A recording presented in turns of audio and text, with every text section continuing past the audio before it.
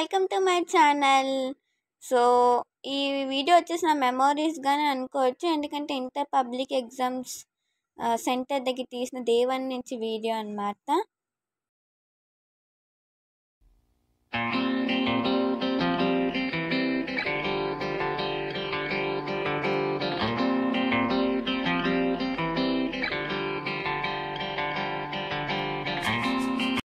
So నాకు college వచ్చేసి centre Bullayya కాలేజ్లో అయితే పడింది అనమాట. సో డే 1 అండ్ ఇది వచ్చేసి డే 2 అనమాట. సో ఎలాగా మెమొరీస్గా ఉండిపోద్ది కదా అని చెప్పి తీసుకున్నాను. సో చూస్తున్నారు కదా, సో ఇంక ఆల్రెడీ తెలిసినవే.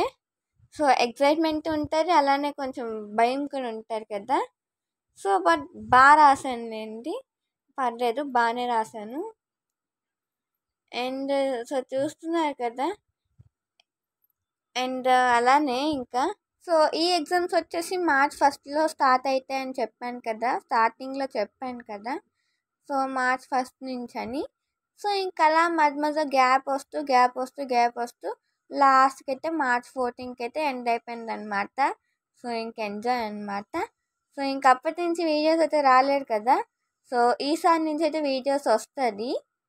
సో ఇంతకుముందు వీడియోస్లో అలా ఎగ్జామ్స్ అనేదాన్ని కదా. సో ఇప్పటికైతే ఒక ఎగ్జామ్స్ అయితే అయిపోయాయి అన్నమాట. సో చూస్తున్నారు కదా, ఇంకా అలానే ఫ్రెండ్స్తో అలా మాట్లాడుకుంటూ ఇంకా అలా వస్తున్నాను. సో మా క్లాస్ నుంచి కూడా 2-3 అయితే ఈ సెంటరే అనమాట. ఈ సెంటర్ పడింది వాళ్ళకు కూడా.